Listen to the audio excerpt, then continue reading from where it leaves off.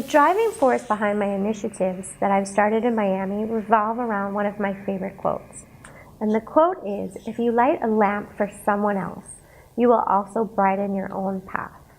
I think about this quote when I think about the many things that I've done in Miami and also the blog that I started writing, ProfessorRealEstate.com, which gives real estate education to the nation.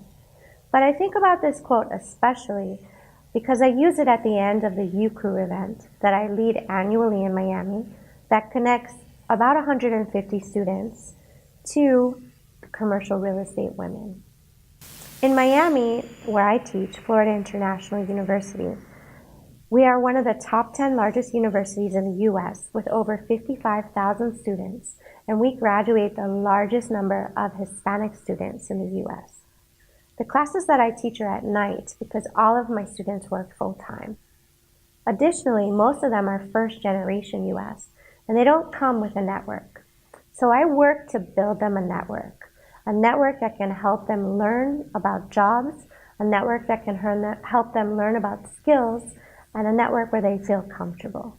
I've also been very proud to make these connections where I invite students to attend Crew events and introduce them, actually personally introduce them to my connections at Crew to help them feel that they're part of the community.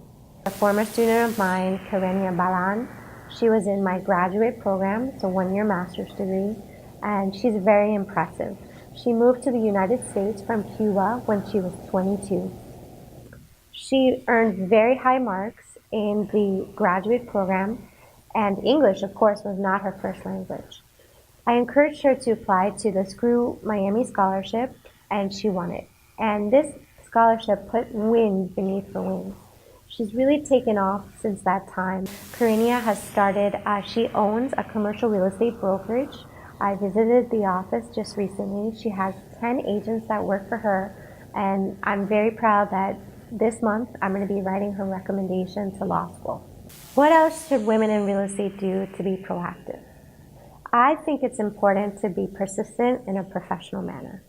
I just returned last week from an ICSC, which is International Council of Shopping Centers, recon event, but this time I went in Latin America. It was the annual event in Latin America, and this one was in Cartagena, Colombia. There I had the opportunity to meet a Mexican attorney. She represents a company that owns 34 shopping centers throughout the country of Mexico. And I was very impressed to see her persistence in a particular issue which she was working for her company.